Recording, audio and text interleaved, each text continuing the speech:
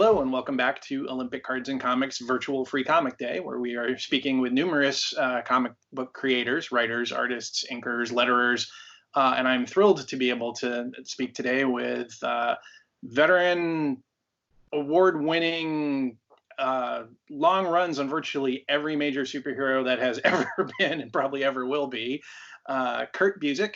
Thank you very much for joining us. It's lovely to see you. I'm happy to be here in my office. Yes, welcome to our store.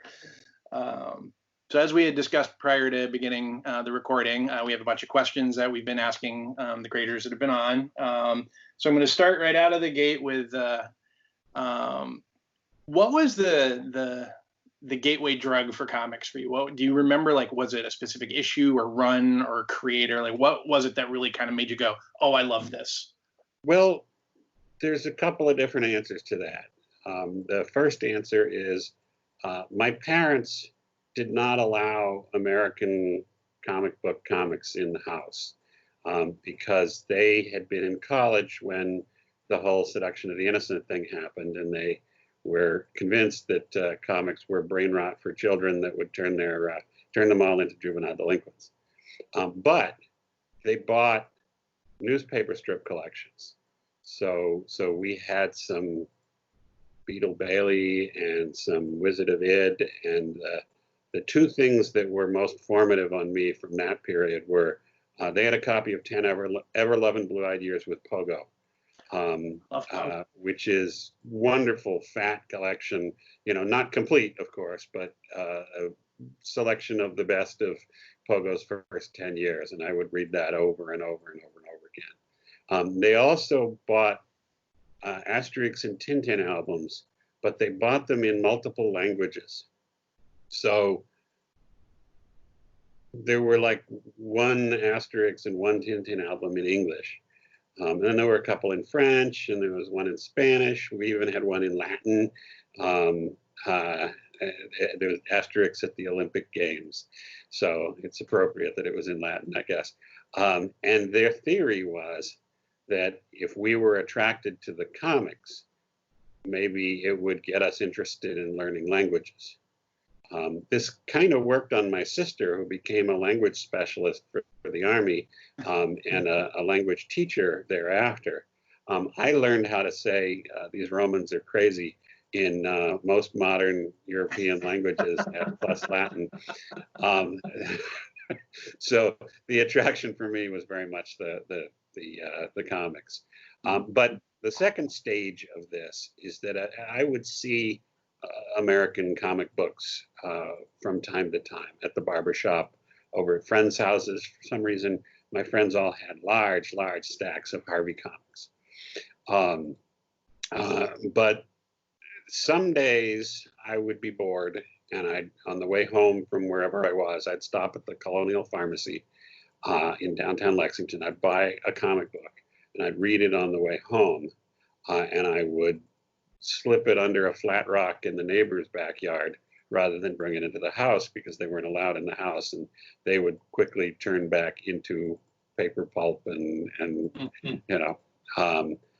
but one day, out of chance, I bought Daredevil 120. And Daredevil 120 is part one of a 4-part story by Tony Isabella, Bob Brown, and Vince Colletta, where Daredevil goes up against Hydra. And not only is it a continued story, but he goes up against Hydra, and they have all these different section chiefs, and the section chiefs are almost all established supervillains from other series. So it's like, here's Mankiller, little asterisk. She first appeared in Marvel Team Up 3 or whatever issue she appeared in. Here's, I don't know, this character is from Agents of S.H.I.E.L.D. This character is from an old issue of Iron Man or something. And not only that, but the letter column wasn't a letter column that issue. It was a history of Hydra, a text piece filling you in on the history of Hydra. And it was continued. It was a 2-parter. So I was just hit by this complete slam to the forehead of continuity. I was a big fan of series novels. You know, I'd go to the library and I'd pick up, you know, the Famous Five or the Oz books or anything where the writer wrote a lot in the series. I'd try it because if I liked it, I could find out what happened next. And here, in one issue, I was confronted with a world where not only was what happened next part of the appeal of the story, but there was a scene where the Black Widow was mad at Foggy Nelson because he had prosecuted her once back in Daredevil '83, said the little note. So it's like, whoa, something that happened 4 years ago was still important in this series. And there were all these other series like Marvel Team Up or Strange Tales or whatever that were also important. It was like, it wasn't just a series, it was a world, an expansive world that I could learn more about. So I was really, really hooked by that one issue. And by the time the second part of that story came out, I had found a comic book store in Cambridge, Massachusetts, that would be my first, you know, regular store. And I'd started buying new comics and back issues at the same time and exploring this fantastic interconnected world. Okay. So what was the moment where you knew it was like, I'm gonna do this? Like, was that gradual, or was that like, oh, I read this, I totally want to do this for a living, right? It was. I used to tell people that there was a letter column in X-Men where Chris Claremont answered a letter, told a story about his grandfather, who said, you know, so okay, Chris, you write the funny books, but what do you do for a living? Yeah. And it's funny, and despite the fact that, you know, Chris is originally British, I always hear his grandfather as Yiddish. But I learned later that this, you know, I found that letter column, and it came out like 2 years after I decided I wanted to be a comic book writer. So that wasn't it. At some point, I had wanted to be a writer from a very, very young age. I still have somewhere in the basement the Oz novel I started writing. I wrote like a paragraph and a half. I did a title page with an illustration. It was about a guinea pig who on a toy sailboat gets lost and finds himself in Oz where he can talk and blah, blah, blah, blah, blah. And I didn't get that far with it, but I had developed this sense over the years that writing a novel I knew would be hard. It would take like a year. You know, that's how long it seemed that people, you know, novelists put out a new novel every year. So that to my brain meant it takes them a year to write it. And I also knew, even fairly young, that the first time you wrote a novel, it was going to stink. And I didn't think that I could write for a year, finish something, go, well, that's terrible, and do it again. I was intimidated by that prospect.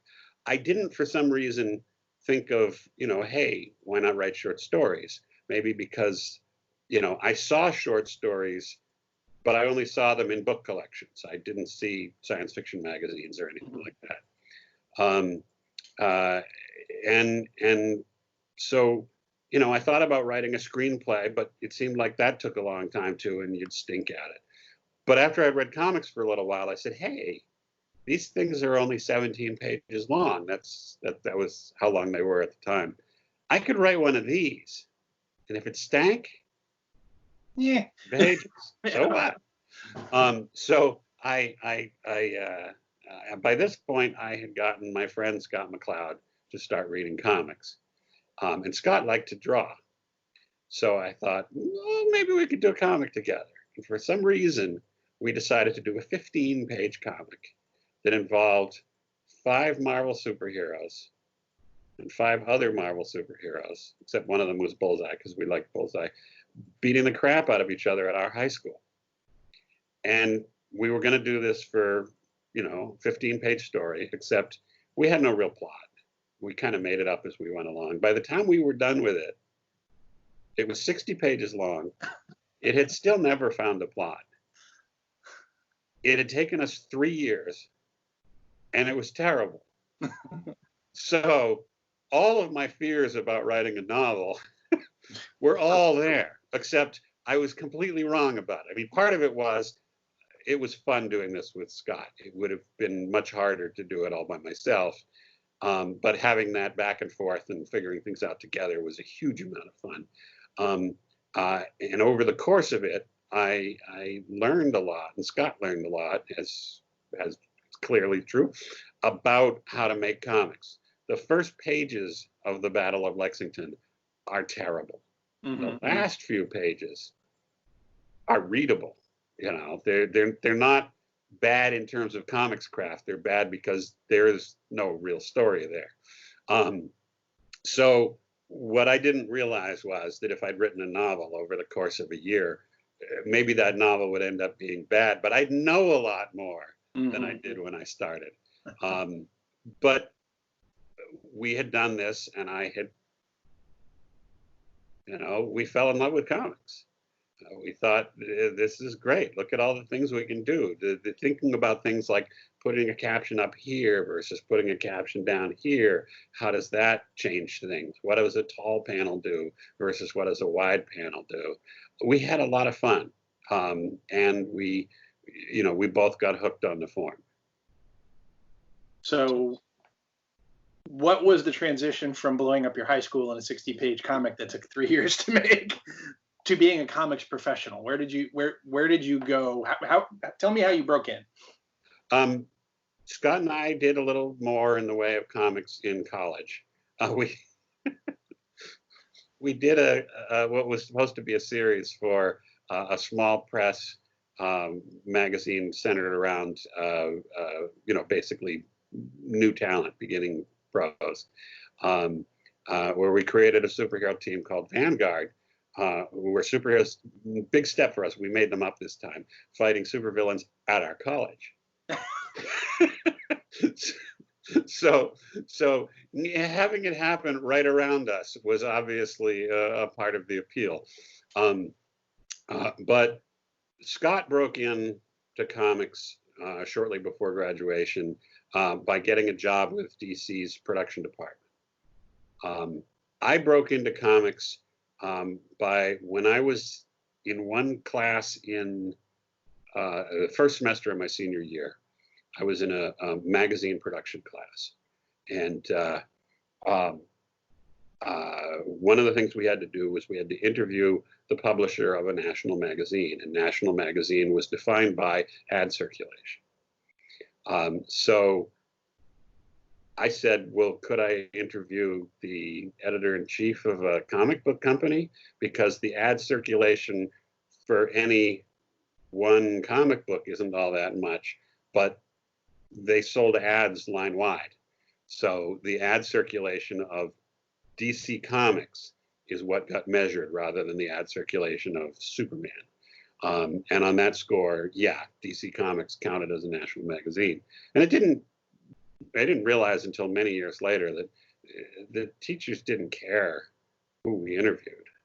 Right. They wanted us to, think and do analysis and, write a logical paper. So their reaction was, can I do a different assignment than the one you asked? Was, well, it's good enough. So I arranged to interview Dick Giordano, and I took the bus down to New York City over Thanksgiving break. And I interviewed Dick, and after I'd asked all of the questions about magazine sales and circulation and stuff like that, I told him that, I wanted to be a comic book writer if I grew up. And he invited me to send him samples. So I went back to school and I wrote about 80 pages of sample comics, 4 scripts. I wrote a Flash script, a Brave and the Bold teaming up Batman and Green Lantern, a Supergirl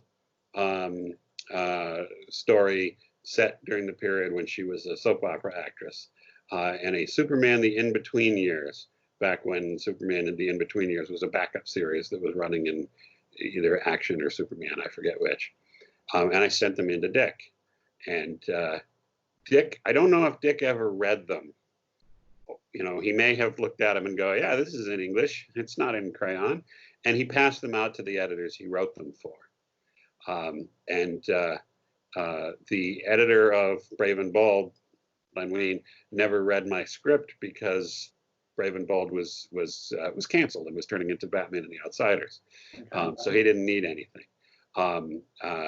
Julie Schwartz's assistant editor, Nelson Bridwell, read both of my superscripts and said, these are perfectly publishable, but, and the but in that factor was the Daring New Adventures of Supergirl series was being started up. So Supergirl was no longer a soap opera actress, and they didn't need 12 to 15-page stories. And the Superman the In-Between Years backup series has been canceled. But Julie invited me to write a Superboy script on spec, and I came up with like 16 different ideas, and he didn't like any of them. So he typed up a plot, you know, literally 3/4 of a page, one line, really, really simple description plot. And he said, you know, write me a script based on that. So I wrote like 5 pages of script and brought it in to show him. And there were things he didn't like about it. I've since learned later that he made it a habit to be tough on any new writer to see if you'll fight back. And he said, you know, you're squeezing way too much plot in here. And I said, well, Julie, you gave me 15 pages. And he said, you know, well, what do you think? I said, I think this is a 2-parter. And he said, you should have said that before. And I'm thinking, you're Julie Schwartz. you know, I don't. So anyway, I didn't get, you know, I was a little too timid after Julie rejected that to try to pitch him anything else. But the Flash script I wrote went to Ernie Colon, who was then the editor of Flash. And he didn't need any Flash scripts because Cary Bates had been writing Flash at that point for something like 17 years. Maybe not 7, whatever. But he did edit Green Lantern, and he needed Tales of the Green Lantern Corps backups. So I pitched him about 16 ideas, and he liked one of them. So I wrote that up, and that was my first sale. Fantastic. So long story, but that's how I wrote it. It's some excellent name dropping, though. I like that. So is there, this is an easier question to ask creators I've talked to that don't have your track record. Is there a Big 2 character that you've never gotten your hands on that you'd like to? Or maybe not even Big 2, but like, you know, like Tarzan, or, you know, a major character you haven't had a chance to flex your muscles on? Well, see, there's different ways of looking at that. I mean, when it comes to, you know, Avengers Forever and, you know, Avengers and Trinity and JLA Avengers, I've written almost everybody. But, you know, I've only ever written the X-Men in either cameo appearances or guest star appearances. I've written the Fantastic Four, but I've never written the ongoing series, the Fantastic Four. So when you ask characters you've gotten your hands on, I got my hands on a lot of characters. When you ask characters you've been able to flex your muscle on, that's a whole different question. Mm-hmm. So yeah, I would love at some point to write the Legion of Superheroes. Oh God, yeah, that's okay. I can see that. I've written 5 issues of Wonder Woman, and I've written Wonder Woman in guest appearances and stuff like that. But I'd love to do a long run on Wonder Woman. The Fantastic Four, the X-Men, if I could do it the way I want to do it, you know, which is always a difficult question. For most of my early career, when I started out, I really wanted to write the X-Men. I had been an X-Men fan, you know, a fan of the original team since I was buying back issues, a fan of the new team in the early years of the new team. And it was like, I really want to write the X-Men someday. But for most of my early career, actually for most of my career, X-Men was a book that was either Chris was writing it, or Chris had stopped writing it, but the editors wanted it to seem like Chris was writing it. So they hired people and kind of pushed them around a lot. So Fabian Nicieza was writing the X-Men, or Scott Lobdell was writing the X-Men, but they weren't free to do it their way. They were, the editor was like, well, we need to do this sort of thing right now. We need to do this. And even if they were in the middle of building up to something else, time to turn the vehicle, head down a different road. And I don't want to do comics like that. I want to do comics where, I get to drive the machine. So for a long time, X-Men was a book that would be like, oh, it would be fun to do that, but not the way they're doing it. Right. But still, X-Men, Fantastic Four. I've written Thor in the Avengers, and I wrote a Thor miniseries. But a long stretch of Thor would be interesting, to the point where at some point I want to do some Thor projects where I don't even need Marvel. I'll do urban fantasy about Thor in the present day. Sure. And use mythic Thor. And sure, I can't use the Asgardian destroyer, and the hammer's not made of Uru because Marvel made that up. But I can still tell Thor stories. I was a fan of Norse mythology before I started reading comics. That's cool. So, digging in a little bit more on the fact that you've had your hands on so many characters, what was the one that surprised you the most in terms of like, I didn't think I was going to dig this guy or this character, and ended up being more fun than I thought would be? Like, was there a character like that? Oh yeah, there have been a few. Early on, I mean, the first series I wrote regularly was Power Man and Iron Fist. I loved your run on that book. We've talked about this, but so much fun. I did 12 issues of it. And one of the things, one of the first things I did when I started writing it was I went out and made sure I had a complete run of both Power Man and Iron Fist. And I'd read most of Iron Fist because I read all the Claremont issues. Mm-hmm. But I got the stuff that came earlier, and I got all of Power Man, which I'd read sort of spottily before the Power Man and Iron Fist thing started. And I was an Iron Fist fan. But reading the Archie Goodwin and Steve Englehart issues of Power Man, I realized this guy's a better character. Because Iron Fist is this whole collection of sort of Orientalist tropes and science fiction stuff tacked on because, Chris had read something with spaceships in it and thought, I want to do that, I'll stick it in Iron Fist. And there was just this sort of building layers of, oh, I like this, stick it in. But Power Man was a clean noir trope. This is a guy who was unjustly jailed, and now he has to, well, I guess it's not really noir, but it's more like The Fugitive. He's wanted by the law for a crime he did not commit. He's naturally a good guy, so he's got a secret identity. It's solid. It's as conceptually solid as you expect from Archie Goodwin. And there are characters in more recent years that I'm kind of blanking on, but where I went, this guy is much more fun to write than I ever thought he would be. I want to do more of this. Wolverine, Okay. As a reader, I didn't like Wolverine all that much because I thought he kind of hogged the page, and I was interested. I wanted to see more of the other characters, but I wrote a couple of what ifs, and I was very surprised that Wolverine and the Punisher are characters that just have these really, really strong voices. And it's easy to make them distinctive. It's easy to make them clear and interesting. And I don't know that I'd want to write a Punisher series. But whenever I've written the Punisher, it's been a lot of fun using that voice. Wolverine, I could see, the scope of a Wolverine series, scope of a Punisher series. I think I lost you here for a second. I'm going to pause for.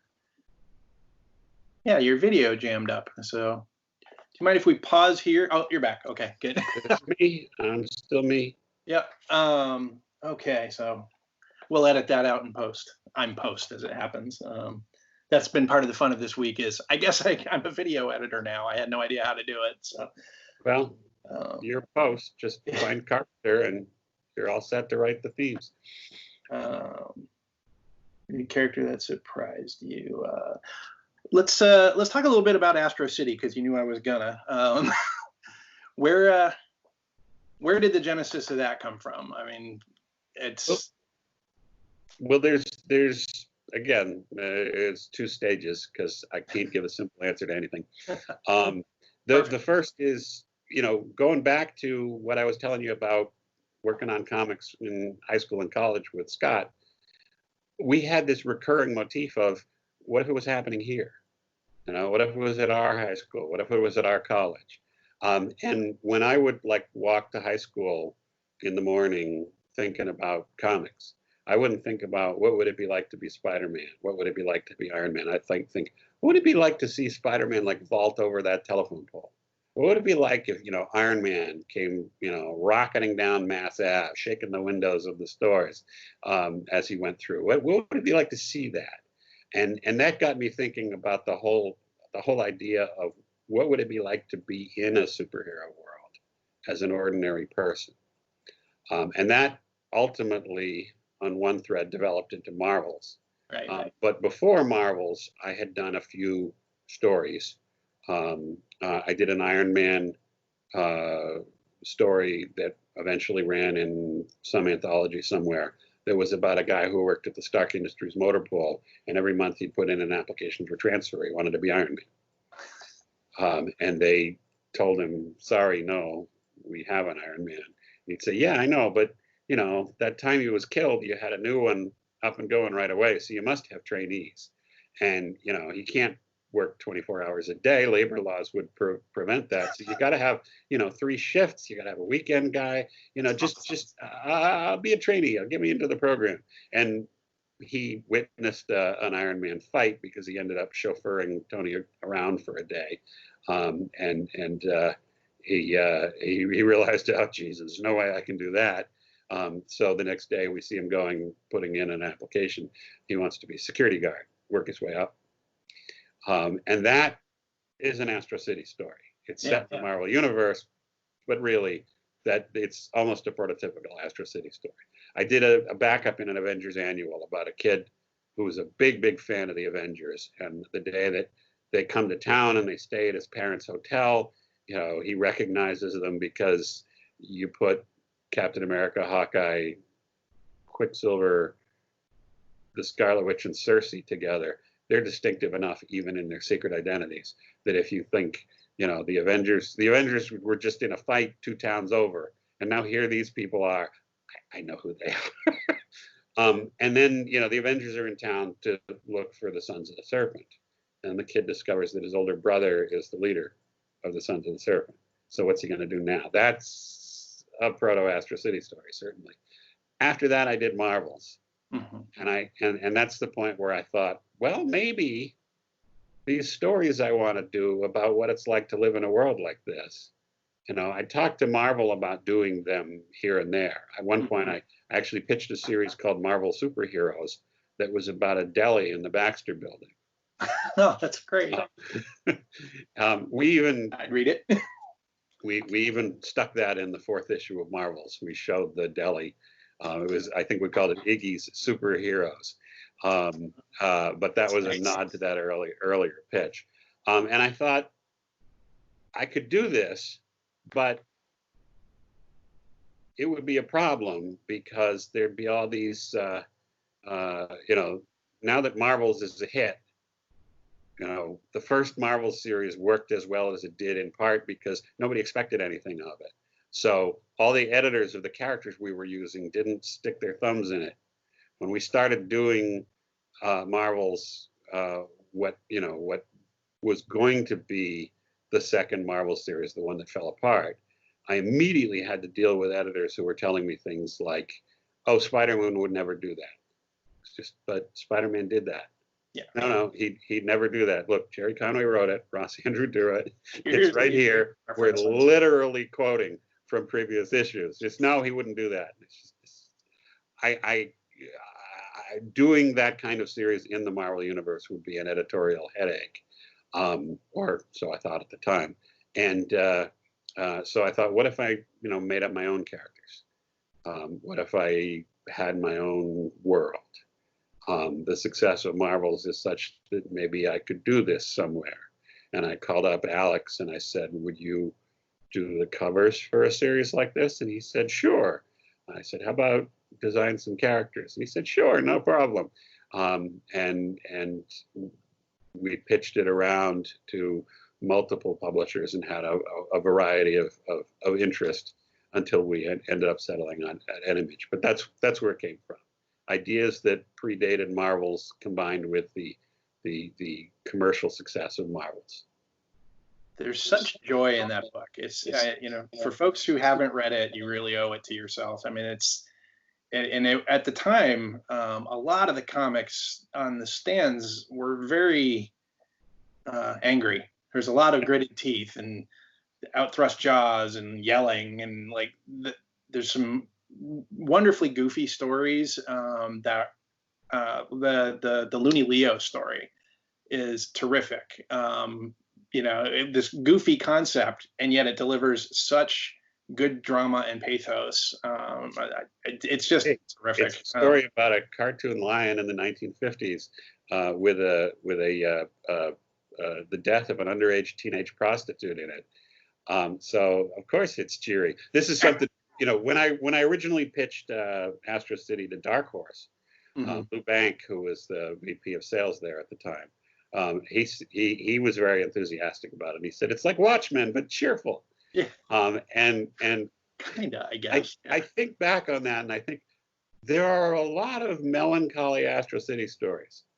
The first issue is about a superhero who can never fully do what he really loves. The second issue is about a reporter who can't report the truth. The third issue is about a guy driven out of the city by having knowledge of a superhero's secret identity. These aren't happy stories, but they're positive stories. They're presented very sweetly. I say that without sarcasm or any kind of negative connotation to it. I mean, they're really good human stories. And I think you're really to be commended for doing terrific work in that book. There's a lot of melancholy to them. There's a lot of bittersweet to them. So that they're not goofy. Even something like Looney Leo, who you could think of as a goofy concept, we don't treat in a goofy manner. We say, what would it be like? I wrote a story about a super dog that made people cry. Yes, you did. So yes, you did, you monster. Yeah. So it's but I want to ultimately what I'm writing about is humans. I'm writing about humanity. The super stuff is a bunch of big metaphors that make it easier to talk about humanity and human conflict by making it symbolic in some way. But I'm glad it's gotten the success it's gotten. I just I don't know. I figured I'd talk about how it's positive. It's hopeful. It's aspirational is the word that they like to use in Hollywood. It's aspirational, but it's not inherently cheerful. A lot of the people in Astro City are sad, but hopeful. But hopeful, yeah. What's the future hold for Astro, if you can talk about any of that? Right now, this second, it's hard to talk about it because we're having some behind-the-scenes discussions. Brent and I were working on an original graphic novel, Cool. and things have changed a great deal. I mean, our editor is no longer there. The imprint is no longer there. The imprint we were at before that imprint is no longer there. DC has gotten different management situations, and so there are questions that we have to resolve about how exactly does what we're going to do fit into what they're already doing. And so, like I said, there are discussions that are currently underway, and we're going to, hopefully by the time all of this pandemic stuff is resolved and comics are back to normal, we'll have some announcements to make. Excellent. But right now, all I can say is, well, there's this graphic novel in the works, and whether it shows up as a graphic novel or as a miniseries or as something else, I can't actually say with authority yet. Fair enough. In addition to Astro City, you've done some other remarkable creator-owned work. ARROWSMITH, SHOCKROCKETS, AUTUMNLANDS. I adore AUTUMNLANDS. Yep. So, any plans for any of those that you can talk about? What's next for those? Excuse me. AUTUMNLANDS, sorry, ARROWSMITH is the easy one to answer. Great. Carlos is just now finishing up issue 3 of the new series. Yay. I've delivered him the plot to issue 4, and within the next couple of days, I start writing up the plot to issue 5. We've got a 12-issue story that we plan to tell. It'll be 2 6-issue chunks, but we're well underway, and in fact, probably would be starting to talk about soliciting it now if people were soliciting anything. Right. So that's underway. It is freaking gorgeous. I can't speak for the story because other people are going to have to judge that. But man, Carlos is doing a beautiful job. If you like the first series, you will be blown away by this one. All right. AUTUMNLANDS is sort of, it's on hold at the moment because while we were working on the 3rd arc, it got harder and harder for me to get the scripts done. And basically, I got sick. I started having problems sleeping, problems concentrating, and so I had to tell Ben and the rest of the team, look, I have to stop. I'm not going to be able to meet these deadlines because I'm just not healthy. So I got to work on my health for a while, and we're kind of getting to the point where I'm going, yeah, I can outline and write the next, but boom, the world blew up. Right. So the plan there is do more once we can do more. That as I like to tell people, well, not like to tell people, but as I tend to tell people, we had to put AUTUMNLANDS on pause because the writer broke. It was easier to start up ARROWSMITH again because the 12-issue series we're doing is based on an outline I did for an ARROWSMITH novel years ago. So I got a whole story there. Oh, good. It's all worked out. It's all written down. And I could sort of mechanically go, okay, it breaks into 12 chunks like this, and I can flesh this stuff out. So it was easier to tackle that first. SHOCKROCKETS. The problem we have with SHOCKROCKETS, aside from Stuart and I do it, and Stuart is busy. Well, busy and sort of, I don't know if he's not retired. I mean, he's working on Plunge at the moment. Mm-hmm. But I don't think that he wants to stay as busy as he used to. But also, we sold the film and TV rights to SHOCKROCKETS years ago, which was a very, very nice thing because at the time, the project was deep in the red, and selling the film rights all of a sudden put it in the black. So all of a sudden we actually made money on it.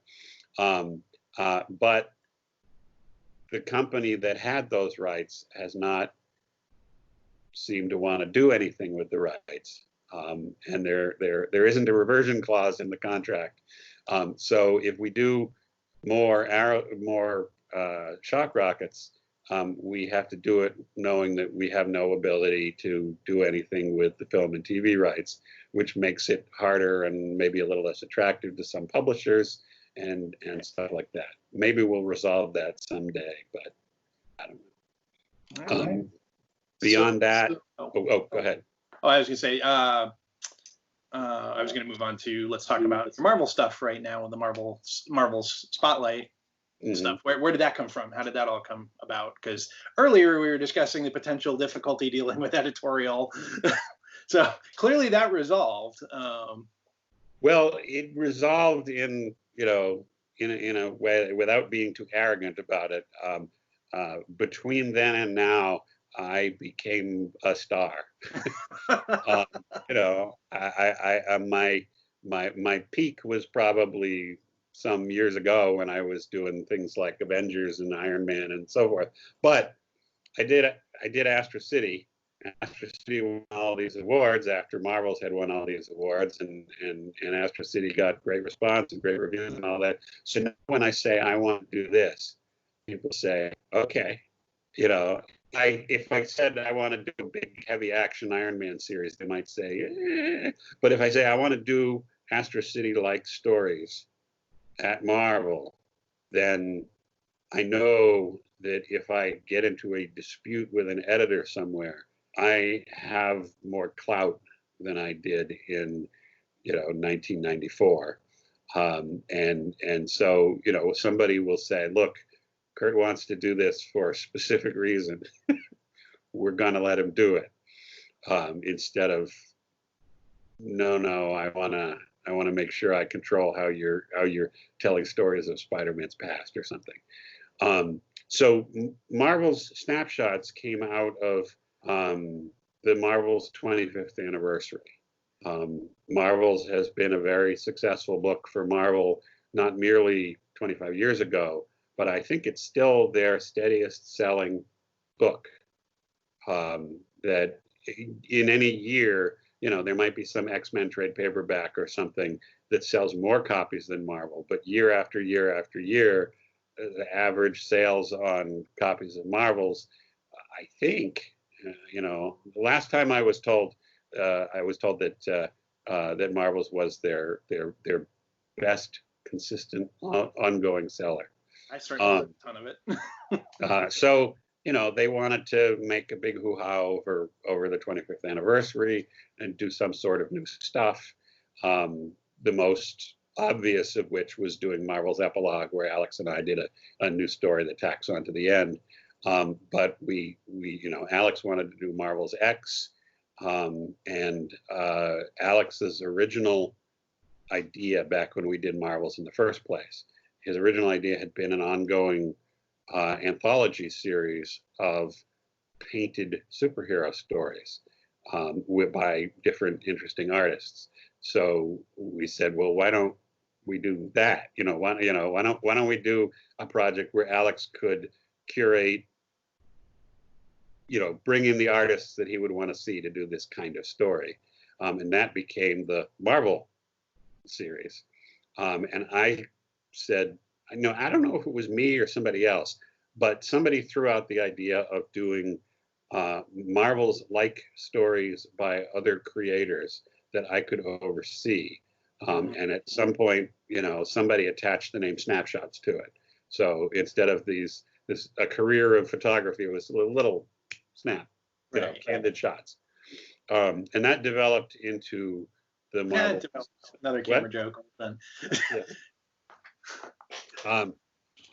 And so that's been a lot of fun, where I get to put together these comics. I have editors in house. Tom Brevoort edited the Submariner one shot, and Darren Shan is editing the others. But I get to have, I like to describe it as I get to have all the fun of doing the editing without having to do the hard work. It's a good game. I get to hire or consult on the hiring of all of the main creators on the books. I get to throw story ideas at them, bad ideas back and forth, help build the story, see all the art that's coming in, and make all the editorial suggestions. But I don't have to call these guys and say, are you going to meet your deadline? Are you going to have more pages in by Friday? All this, that's not the fun part. Right. But other than that, everything from story conception to creative team to proofreading the lettering, I get to be there, having the ability to say, no, we want to present it this way. We want to bring through this aspect. And I've gotten to work with amazing creators. I mean, Alan Brennert is one of the guys who was inspiring to me when I was reading comics as a teenager, and going, I want to do stuff like this. I don't think that Astro City exists without Alan Brennert's Brennert stories. So being able to call Alan, say, hey, we'll do a story for them. I had so many, Alan is a best-selling novelist. He's an Emmy award-winning TV writer. He hasn't done comedy, so I figured he was going to say no. But I tried to make it as easy as possible for him to say yes. I know he likes the Golden Age characters. He wrote a whole novel where he researched Palisades Park. So I started off, how about a story from Betty Dean's point of view as she and Namor go to Palisades Park? And what he told me was, well, you had me at Betty Dean. And just, you get to do Golden Age heroes, you get to set it at a place you've already researched. I had this backup in my pocket of saying we could do a Carol Danvers story back before she became Ms. Marvel for the first time, when she's having like little fluctuations and hints of power. But she wrote a book about her time as NASA security chief. And she would have gone on a book tour for it. And she's in Honolulu because Alan has written 3-4 novels in Hawaii too. And I thought, one of these ways. But I got him with the first pitch, and Jerry Ordway is drawing that. I've gotten to work with writers who are, classic writers who were in the business before I was, like Howard Chaykin. He's doing a seedy crime story. Set in the Marvel Universe. Who better to do a seedy crime story than Howard Chaykin? But I also get to work with people like Jay Edidin, who hasn't written for Marvel before. But I know, Jay knows the X-Men inside out. Jay and I have ideas about Cyclops that we're on the same page there. So I can say, Jay, how'd you like to write a story about Cyclops back when he was at the orphanage witnessing the birth of the Marvel Universe? And that's a lot of fun to do. That sounds great. So being able to be an editor, and a very creatively involved editor, we're calling it curator, but it sort of amounts to, like I said, all the fun parts of editing. That's been a thrill. 2 of them are out so far. I think 2 more of them are printed. The Captain America snapshots, that's by, I'm going to blank on everybody's name. He wrote the Flintstones for DC. He's Billionaire Island, Second Coming. Yeah. Right, right, and just like I said, I'm blanking. You can edit this out in post too. Anyway, that's coming out in mid-June. Marvel's just announced today, I think, that they're getting the schedule going again, and then the X-Men Cyclops one will be a couple of weeks after that, I guess, and then we've got 4 more to go. Excellent. Well, I think I have eaten up enough of your time. Mark Russell, is that his name? That's it. That's it. Okay. Thank you for participating in our weird little virtual free comic day. It's always a pleasure talking to you. Hope it wasn't too onerous. And have a lovely day. You too. And everybody who's come to this website for Free Comic Book Day. Thanks for coming, and I hope I didn't bore you too much.